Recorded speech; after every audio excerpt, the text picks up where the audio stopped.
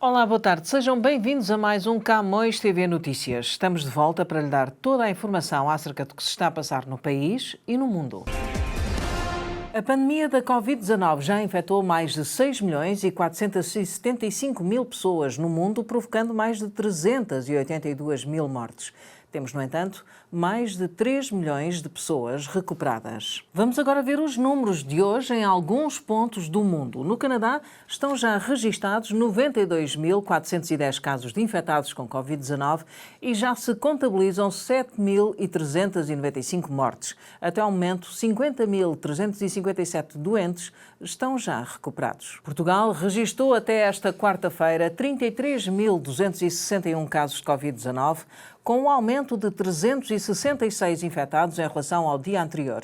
Há mais 11 mortes em relação às últimas 24 horas, num total de 1.447 e mais 210 recuperados. Na Madeira, a Direção-Geral da Saúde continua a não atribuir novos casos de Covid-19. Recorde-se que até o momento foram confirmados 90. Os Açores não registaram novos casos nas últimas 24 horas e contam com mais uma recuperação. Até ao momento foram detectados na região um total de 146 casos de infecção, 129 recuperados, 16 mortes e um caso positivo ativo, neste caso ainda residente na Ilha de São Miguel. Os Estados Unidos da América registram mais de 1.881.000 casos de Covid-19. O número de mortes ultrapassa já as 108 mil, mas estão contabilizadas mais de 646 mil pessoas recuperadas. No Brasil, as Secretarias Estaduais de Saúde divulgaram 558.237 casos confirmados de Covid-19 e 31.309 mortes. Aliás, o Brasil atingiu o triste recorde de 1.262 mortes num só dia. Até ao momento, o país registra mais de 253 mil recuperados. O número de mortos em África devido à Covid-19 subiu hoje para 4.493, mais 149 em mais de 157 mil casos nos 54 países, segundo os dados mais recentes da pandemia no continente. Registram-se 67.007 recuperados. Entre os países africanos lusófonos, a Guiné-Bissau é o que tem mais infecções, com 1.339 casos, registrando 8 mortos. São Tomé e Príncipe, 484 casos e 12 mortos. Cabo Verde tem 466 infecções e 5 mortos. Moçambique conta com 307 doentes infectados e 2 mortos. E Angola tem 86 casos confirmados de Covid-19, com 4 mortos. A Guiné Equatorial continua com 1.306 casos e 12 mortos. O Governo Federal assinou um contrato para 37 milhões de vacinas, o suficiente para quase toda a população canadiana, enquanto se prepara para vacinações em massa contra a Covid-19. A Ministra dos Serviços Públicos e Compras disse na terça-feira que o contrato foi assinado com a filial canadiana Becton Dickinson, uma gigante global de tecnologia médica. O primeiro-ministro Justin Trudeau voltou a defender hoje uma resposta global coordenada para mitigar o impacto económico da pandemia da Covid-19 nos países mais pobres do mundo. Trudeau foi um dos líderes e chefes de Estado que participou na cúpula virtual da Organização dos Estados da África, do Caribe e do Pacífico. Trudeau prometeu que o Canadá vai trabalhar em parceria com os países em desenvolvimento, que vão ser os mais atingidos pela pandemia, e vai ajudar a aliviar a sua dívida para ajudá-los a sobreviver à crise. Sem um plano global de recuperação coordenado, a ONU estima que a pandemia possa forçar mais de 34 milhões de pessoas à extrema pobreza este ano e 130 milhões na próxima década. A Ontario Long-Term Care Association diz que o Governo Federal tem de fazer mais para ajudar as províncias a preparar os lares de idosos para a próxima vaga da Covid-19. A CEO da associação, Donna Duncan, está a pedir ao Primeiro-Ministro, Justin Trudeau, que negocie rapidamente um acordo com os governos provinciais para entregar fundos para ajudar aos lares de idosos a acelerar os preparativos o mais rápido possível. A Ontario Long-Term Care Association quer um acordo semelhante ao de 2017, em que Ottawa se comprometeu a distribuir pelos governos provinciais 11 mil milhões durante uma década para injetar em saúde mental e atendimento domiciliar. Cerca de um terço dos estudantes regressou às salas de aula na Colômbia Britânica na segunda-feira e o ministro da Educação, Rob Fleming, disse que espera que esses números aumentem.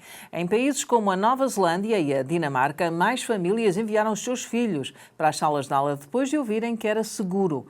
As escolas abriram na Colômbia Britânica na segunda-feira em regime de meio período e opcional para os alunos de jardim de infância até ao 12º ano, enquanto a telescola continua também a funcionar até ao final do ano.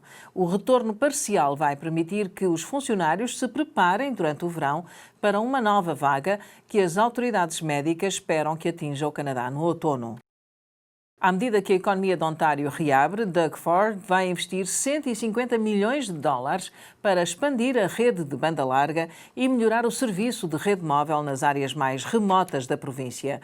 O Premier informou no seu briefing diário desta quinta-feira que 12% das famílias de Ontário ainda não têm acesso à internet e que este investimento vai ser fundamental para criar prosperidade económica e levar a telescola às zonas rurais do Ontário. A província anunciou ontem que vai avançar com a expansão da linha de metro de Ontário, mas não disse a data de conclusão do projeto. Num comunicado de imprensa, a província explicou que está a emitir os 2 primeiros pedidos de parcerias público-privadas para identificar os grupos que vão projetar, construir e manter a linha do metro. A ministra dos Transportes avançou ainda que a linha vai ajudar a criar dezenas de milhares de empregos à medida que a província se recupera da Covid-19 e que faz parte das medidas históricas que o Premier, Doug Ford, está a tomar para expandir o serviço do metro e reduzir o congestionamento do tráfego na GTA. 2027 era a data prevista para a conclusão da linha de 15,5 km que vai ligar o Exhibition Place ao Ontario Science Centre. Depois de um possível aumento de mortes por overdose de opioides em abril, o Conselho de Saúde de Toronto deve solicitar aos governos federal e provincial, na próxima semana, que tomem medidas para garantir que haja um fornecimento mais seguro de medicamentos na cidade. O Conselho vai reunir na próxima segunda-feira e vai analisar um relatório da responsável máxima pelas autoridades médicas em Toronto, que pede à Ministra Federal da Saúde que aumente o financiamento para implementar programas seguros de opioides gerenciados. Segundo o relatório, os paramédicos de Toronto responderam a 25 suspeitas de mortes por overdose de opioides em abril, o número mais alto desde setembro de 2017. O Ministério do Long Term Care de Ontário vai nomear temporariamente um hospital para intervir e gerir um lar de idosos em Kitchener, depois de quase 200 utentes terem testado positivo para a Covid-19. Cerca de 51 utentes já morreram nesta instituição devido a este coronavírus e pelo menos 69 funcionários contraíram-no. E agora notícias de Portugal. O Tribunal da Relação de Lisboa negou provimento a um recurso do Ministério Público que pretendia julgar o hacker Rui Pinto pelos 147 crimes da acusação inicial e não pelos 90 da pronúncia. No acórdão, os juízes desembargadores Artur Vargas e Jorge Gonçalves negam provimento ao recurso interposto pela procuradora Patrícia Barão e confirmam a decisão instrutória proferida em janeiro pelo Tribunal de Instrução Criminal de Lisboa, que pronunciou o arguido por 90 crimes e não pelos 147 que constavam da acusação do Ministério Público. Em dezembro, o Ministério Público acusou Rui Pinto de 147 crimes, um crime de extorsão na forma tentada, 75 de acesso ilegítimo, 1 de sabotagem informática e 70 de violação de correspondência, sendo 7 destes agravados. Em janeiro, o Tribunal de Instrução Criminal de Lisboa decidiu levar o pirata informático a julgamento por 90 crimes, menos 57 de que fora inicialmente acusado. Entre outros aspectos, a juíza Cláudia Pina considerou que dos 70 crimes de violação de correspondência, Rui Pinto só deverá ser julgado por 14, 3 dos quais agravados, por nos restantes casos não ter existido queixa por parte dos lesados. Em causa está a alegada invasão pelo pirata informático das caixas de correio eletrónico de elementos do Sporting Clube de Portugal, entre outras entidades. O Parlamento vai iniciar, quinta-feira, amanhã, um debate em torno da legalização da prostituição em Portugal. Em causa, uma petição com 4.000 assinaturas lançada por uma mulher que gera uma casa de alterne. Ana Loureiro iniciou a sua odisseia em novembro passado e conseguiu, com 4.004 assinaturas, a petição que lançou para a legalização da prostituição vai começar a ser discutida amanhã, quinta-feira, na Comissão de Assuntos Constitucionais, Liberdades e Garantias. Numa reunião marcada para as 14 horas de Portugal, os deputados da primeira comissão vão ouvir os argumentos de Ana Loureiro, que gera uma casa de alterne em Lisboa, e da segunda peticionária, Ana Cristina Gomes. Na petição Legalização da Prostituição em Portugal e ou despenalização do lenocídio, desde que não seja por coação, pretende-se que a atividade passe a enquadrar-se tributariamente como divertimento adulto. Ou seja, profissionais e proprietários de estabelecimentos poderiam passar a fazer descontos como qualquer trabalhador e passar a ter acesso a regalias sociais. Ana Loureiro propõe, contudo, que aquela atividade só possa ser praticada por maiores de 21 anos que residam legalmente em território nacional, sendo essa infração considerada um crime. Também deverá ser obrigatório que as prostitutas realizem exames médicos de 6 em 6 meses. Também temos honra, moral e caráter. Somos humanas e temos os nossos valores.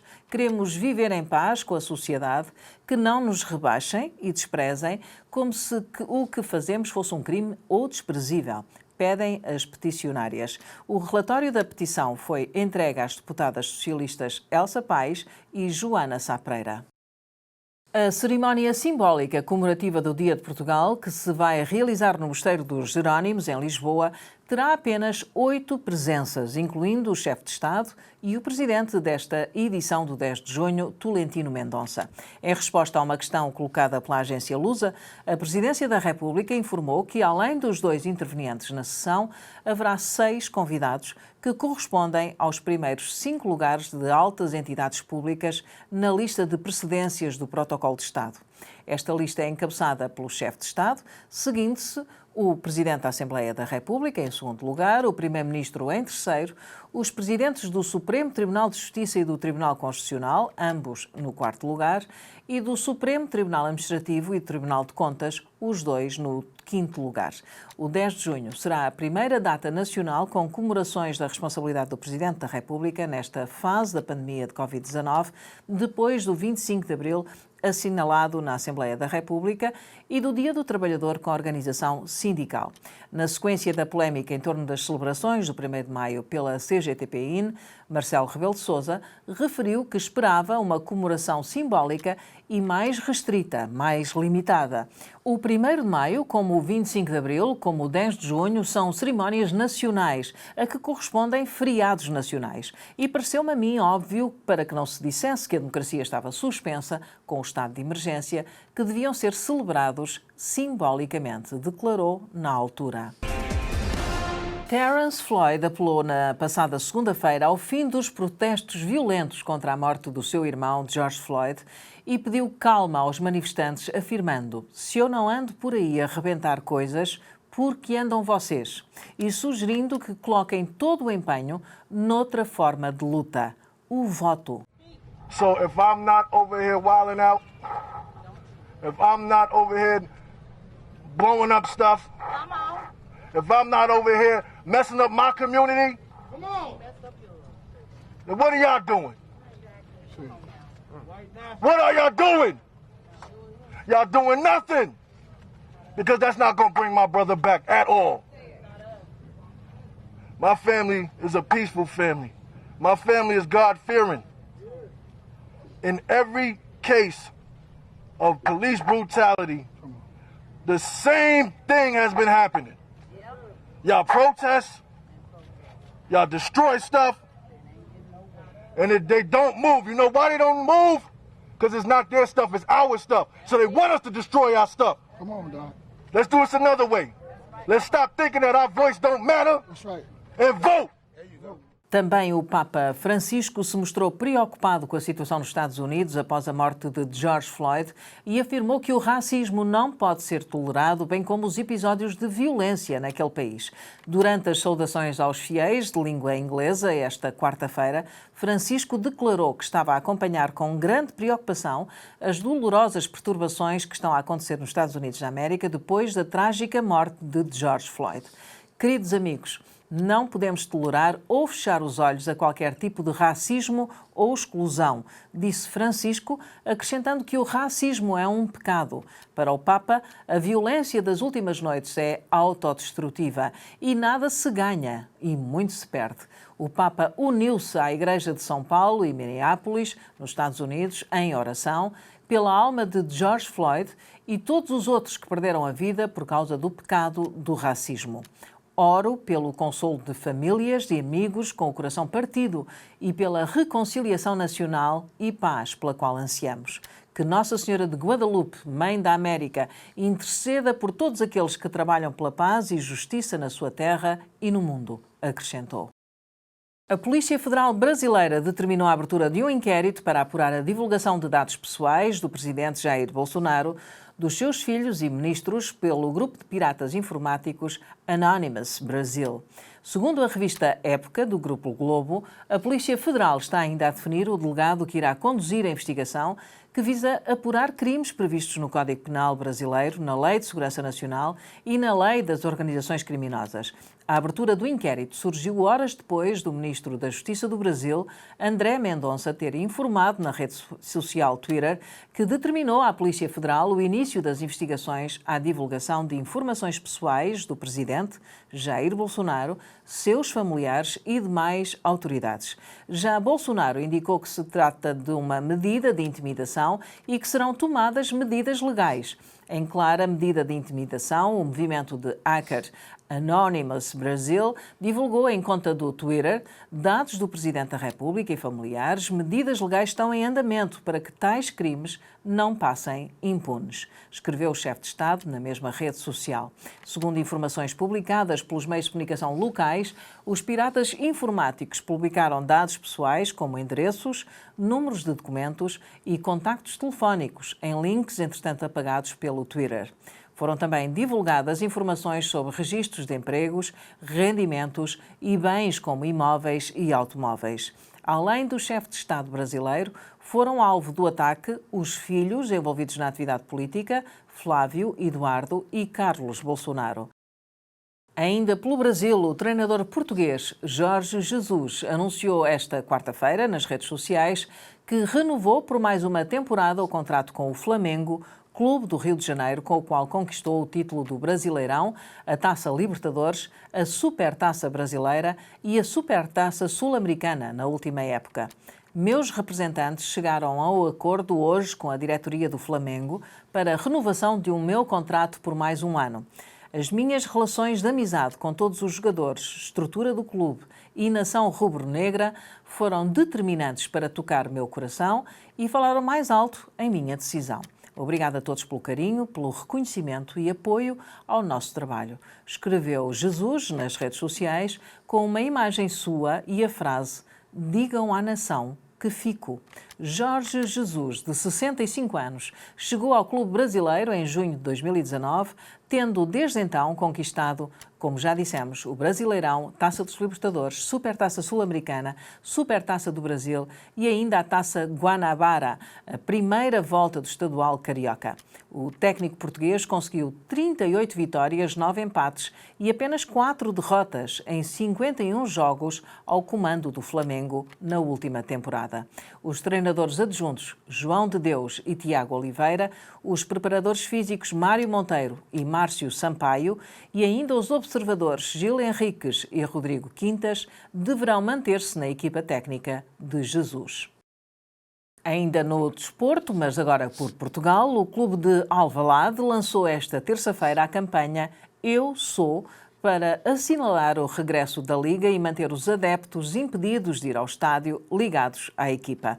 O Sporting vai ainda avançar com uma renumeração do número de sócios ativos, tal como previsto nos estatutos do clube, que prevê a atualização nos anos terminados em 0 e 5, informaram esta terça-feira os Leões. De acordo com a nota publicada pelo clube, a renumeração vai realizar-se no mês de julho de 2020, sendo que o Sporting vai proceder ao envio de cartões provisórios aos sócios com o número novo, mas só quando se iniciar a temporada de 2020-2021.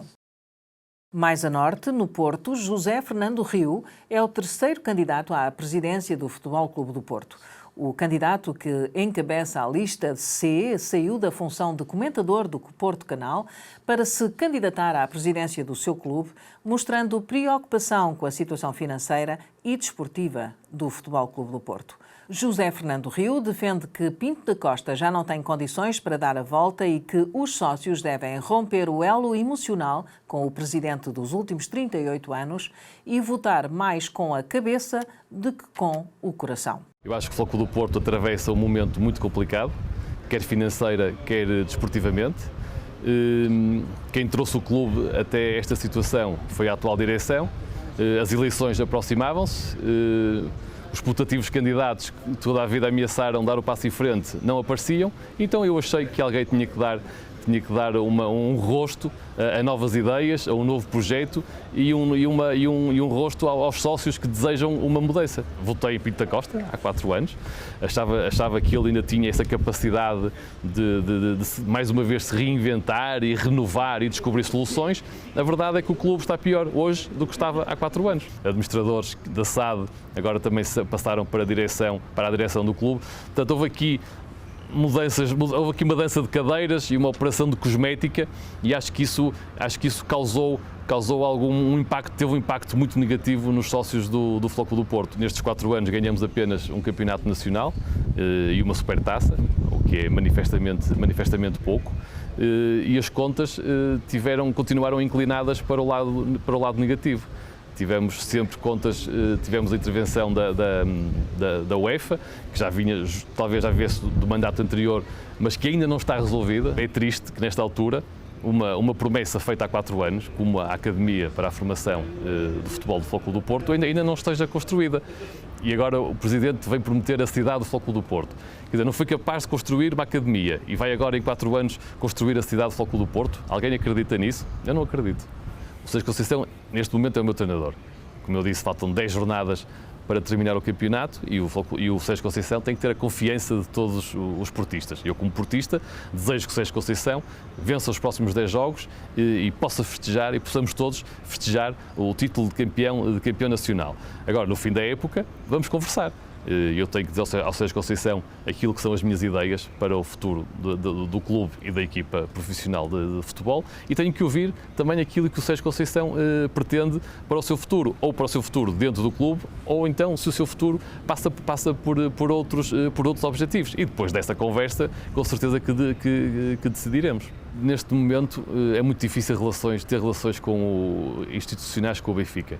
Tem tido uma atuação, eu diria que subterrânea, pouco ética, pouco recomendável e se calhar até ilícita em alguns casos, tentando manobrar a seu favor aquilo que é o futebol português. E portanto não é possível lidar com um adversário desta estirpe. Não, esse adversário tem que ser combatido. O Alex Telles é um jogador que tem uma cláusula de rescisão de 40 milhões de euros, é um jogador completíssimo.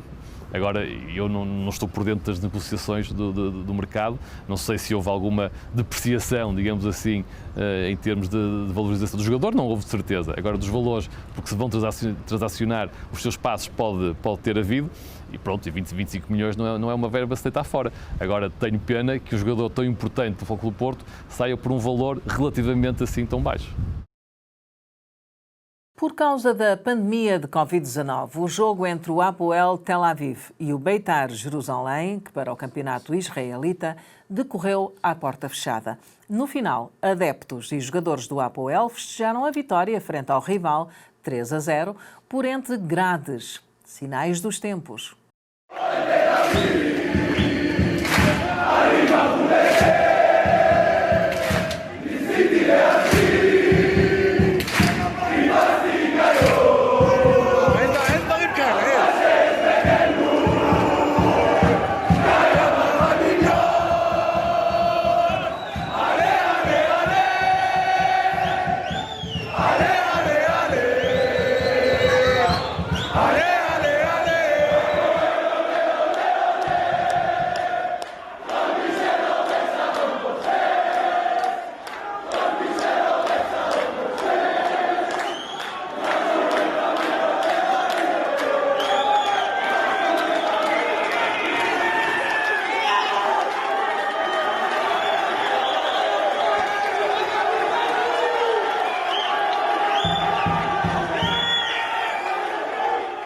E assim chegamos ao final da Camões TV Notícias de hoje. Vamos voltar amanhã, sempre em português, com o que se passa no país e no mundo. E já sabe que estamos a contar consigo aí desse lado. Então, até amanhã.